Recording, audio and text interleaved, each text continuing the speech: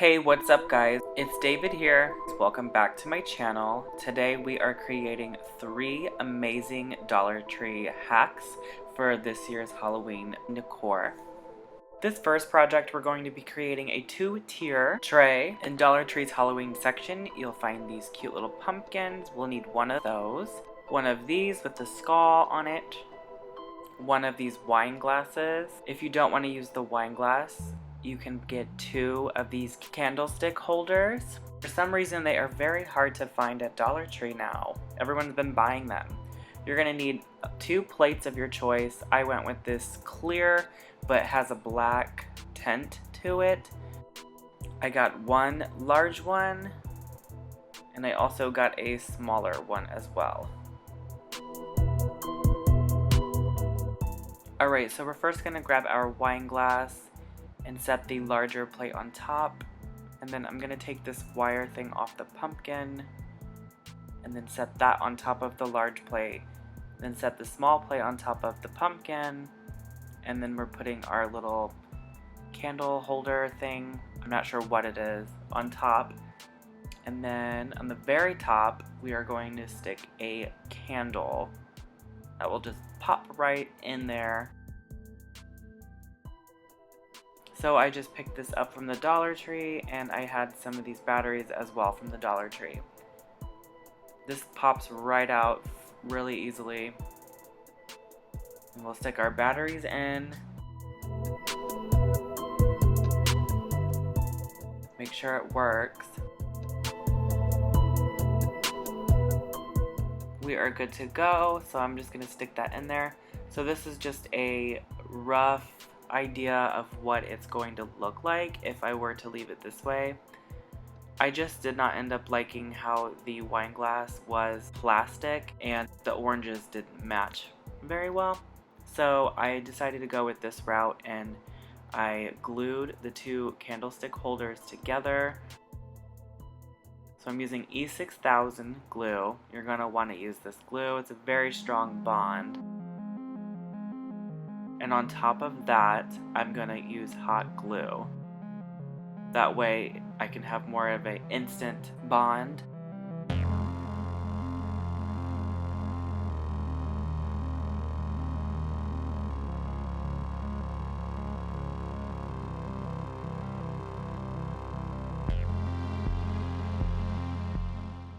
Now I'm going back in with the E6000. I'm putting that all around the bottom edge of this candlestick holder, and then I'm gonna go back through with hot glue, just so again I can have that secure but instant bond.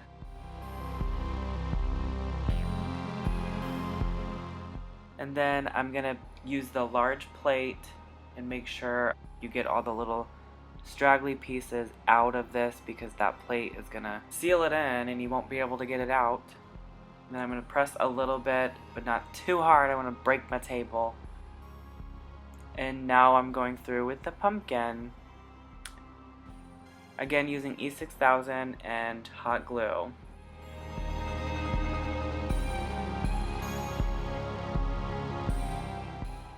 Right here I'm going back through with the E6000 and just lining the under edge. And you guys have guessed it, we are now placing the smaller plate on top of the pumpkin.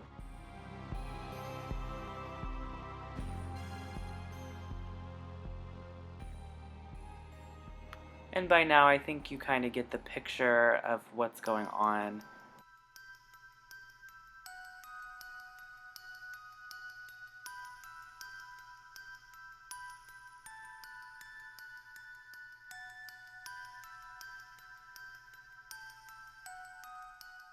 And here is the finished product.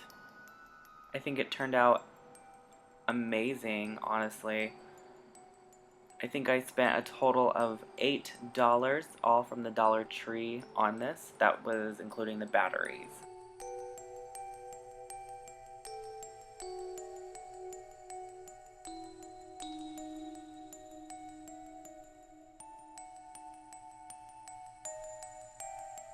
Alright, for the second project that we're doing, we're going to make a floor candelabra, or standing candelabra.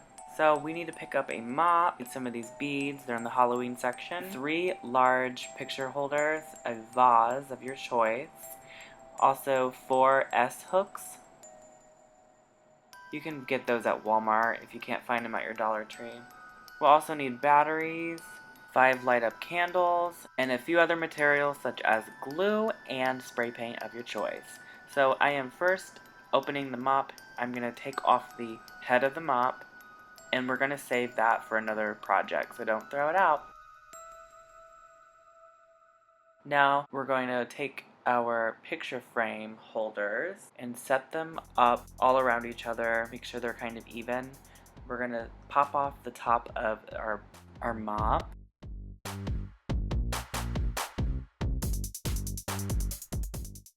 And then I'm going to place in the bottom part of the mop. So this is not the handle part, this is the side we took off. I'm placing that in the center of the 3 picture frame holders. So this is how the base of the stand is going to look. So now I'm going to attach it to the pole / mop.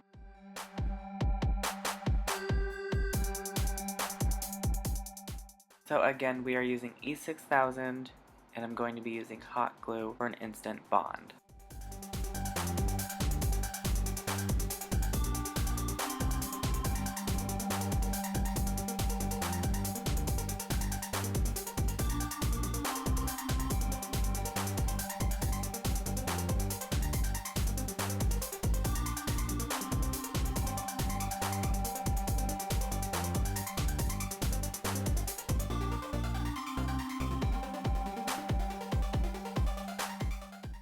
After I've got all 3 secured, I'm going to go back through with E6000 and just get the edges. And I also do the front in the middle of the frames so the frames are not able to close in on themselves. While that is drying, I'm going to work on the top half. So I'm going to start with my vase, and I'm taking all the little silicone pieces off of the S hooks. I'm just trying to figure out exactly how I want my candelabra to look, and I think I'm going to go with this direction where the S hooks are pointed upwards, since the candles would be a little closer to the one in the middle.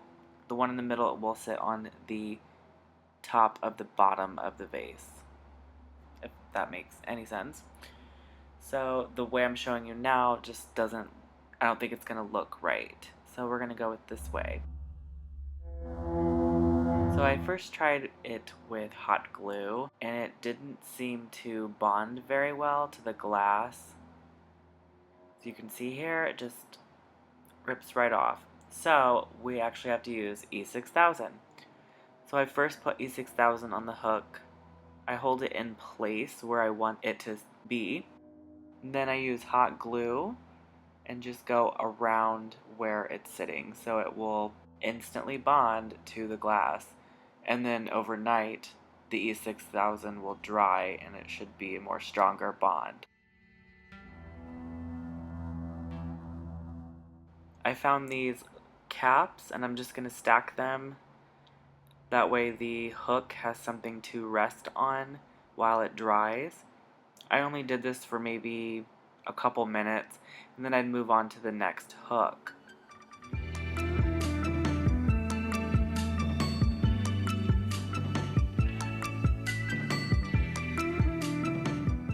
I'm putting more E6000 all around the hook.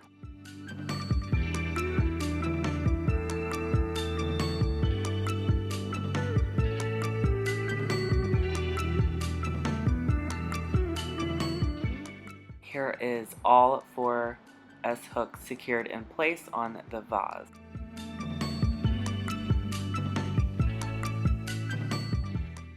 Now I'm going to use these caps that I found and actually put the candlesticks on them, just like this, and I want that to sit on top of the S hook, like this. But I'm not going to glue that together right away. First, I'm going to take all my candles out, and we're going to glue the base of the candle to the cap.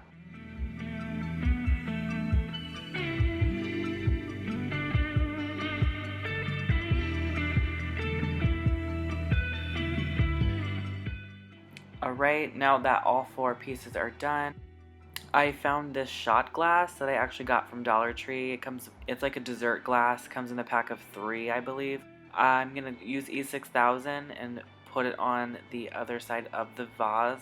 I noticed that when I put the vase on the pole, or the mop goes right inside the vase, and I didn't want that, so I had to stop it somehow. So I took the 4 pieces out and I spray painted them with silver spray paint, and then I went over it with a darker rusty color. I will show you what the paints I used here in a second. Right now I'm just showing you I got all the beads spray painted. So that was brilliant aluminum. I just quickly go over these beads here just to kind of show you guys how I do my spray painting technique.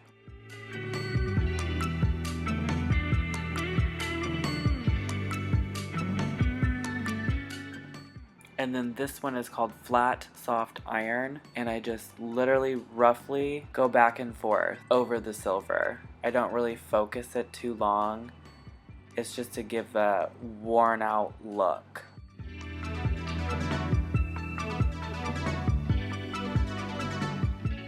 As those are drying, I'm going to move on and do the top half of the candelabra.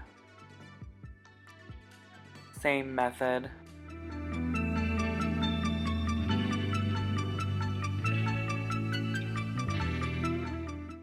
Now I'm doing the bottom half, so this is the pole slash mop. I had to do the top half first and then move this up so I was able to fully get it coated. And I didn't want to be spray painting up in the air where I wasn't able to reach.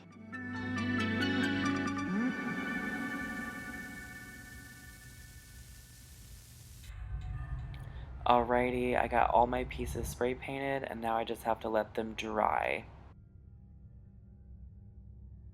So it is the next day. My bottom half is completely dry. I'm picking up and showing you guys that it's pretty sturdy. So this piece is the piece I was talking about. If you put the vase on, the vase would just slide down and the pole would go up into the vase. So that was the purpose of the dessert glass. So now I am just taking any kind of paper I found, I'm rolling it up and I'm going to push it down into the top here. So I put some hot glue in there and I'm just shoving this down in there. That way I can create kind of like a flat surface for when I glue the dessert glass down on top here, rather than just having those edges that it would sit on, because I wasn't really able to put much glue around there. So I'm using E6000 and hot glue.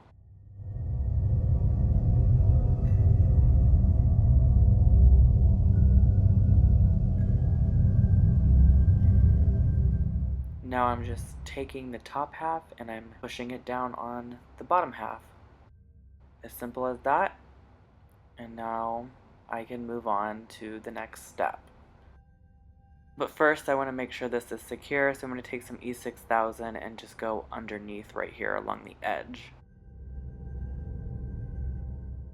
Okay, now moving on to our pieces over here.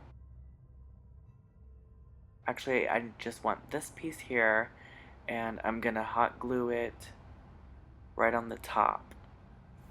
This will be the center candle of the candelabra. Now we're moving on to the beads. I'm going to glue the end of the beads. So basically, if you get these exact beads, it's the little round balls on the ends of the beads. We're going to start off by hot gluing one end of the beads to the end of the S-hook. And then we're going to take the other end of that bead and we're going to literally glue it on the same S-hook. But you want to make sure that your beads are wrapped around the vase. And then we're just gluing the other end of the beads to the opposite S-hook. So this would be the center point or middle point of the beads. I decided to go ahead and hot glue some of the beads. I did 2 strands going down the pole, just wrapped around, and I just put some hot glue every couple skulls just to secure it down. I thought this would add a little more flair to the design. That way this pole wasn't just a bland pole. So I have the one here I just finished, and then I went in the opposite direction with another one. Sorry, my camera died, but here I'm just showing you how I'm gluing the beads on to the S-hook.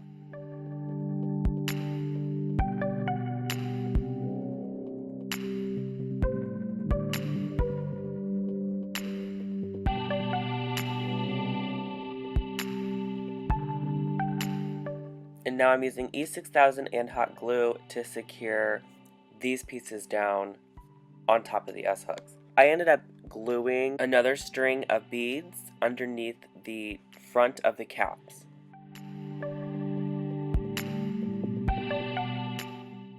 Now it's just time to place the candles in. This is what it looks like in the dark.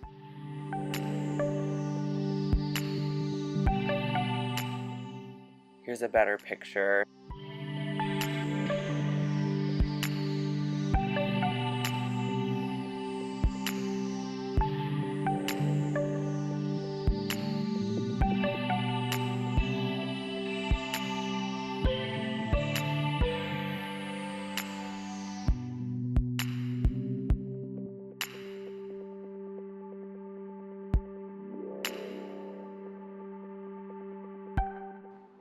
Okay, for this third project, we're going to need 3 of these skulls, 3 of the larger skulls, 3 of these smaller hands, 3 of these larger hands. One of these, we're just mainly using this for the chain on here. And then also these, I told you to keep these from the cage we made. So we just need one of these, we don't need both. But I am going to show you, I used wire cutters to snip off the ends because we had all these jagged little pieces of wire all over. I just cut it off so it was smooth. Then taking our wire cutters, I'm going to cut one of the rings in half. The wire cutters aren't strong enough, so I ended up having to bend it and pull it apart with my hands. And also cut off the circles with the wire cutters. Now I'm just cutting the smaller hand, the size I want it, because I don't want all this extra arm in my project. I just wanted them this size. I'm taking apart the chain right off of the spider. This thing goes out in the yard, I guess. We don't need that piece, but you can save it for another project. Okay, making sure that our top piece of the basket that we saved is ready to go. I pulled it apart a little bit and I'm measuring where I want the skull to sit. So I'm just going to use a drill and drill holes in the back side of the skull.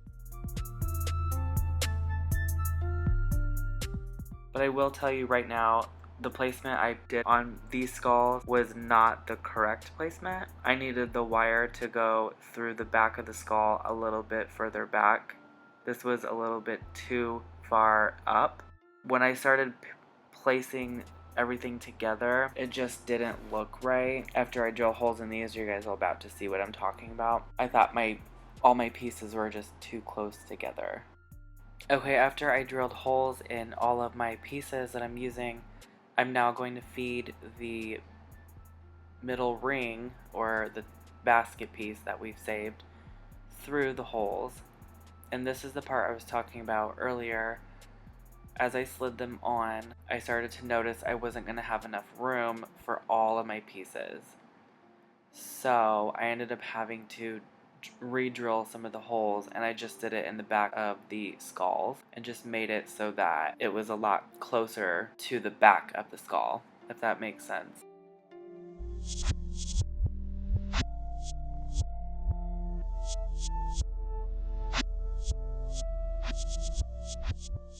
So here I'm just testing it out just to make sure that all my pieces are going to fit around the ring.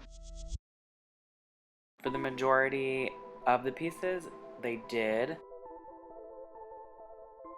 That's kind of how I wanted it to look, how it looks right now.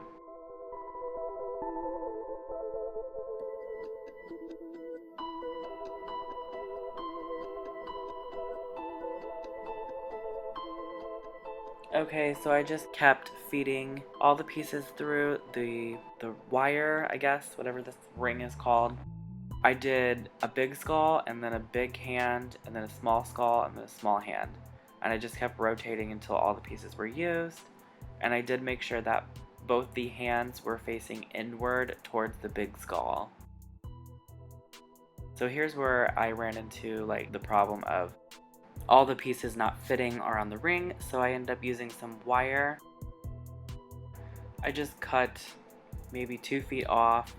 I wrapped it around one end of our ring,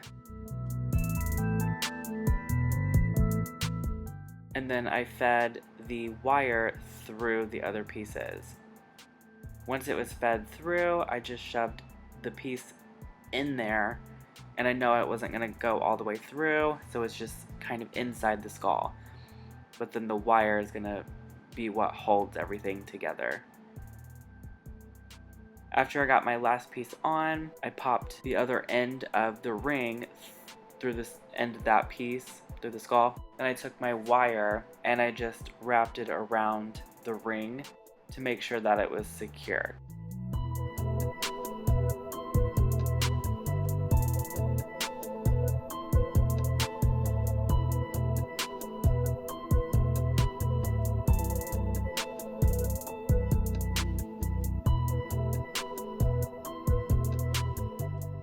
After it was tightly wrapped, I then cut the excess off with wire cutters. Now I'm using hot glue, and I'm making sure that none of the pieces will move around when we do hang this up. So this is just securing all the loose pieces, which are mainly the hands. We need to remove those stickers that are on the bottom of the skulls. I do recommend doing it because you're going to be hanging it and people will look up at it. I just used some water mixed with borax. I do recommend doing this prior to putting all the pieces together. I just forgot. Now I'm taking my little piece of chain I got from that spider stake thing, and we're gonna push it in where these small hands are. We have access to that ring in the middle. So we're gonna just use 3 of them, push them into the 3 small hands, and then we're gonna attach the chains all together on one single chain.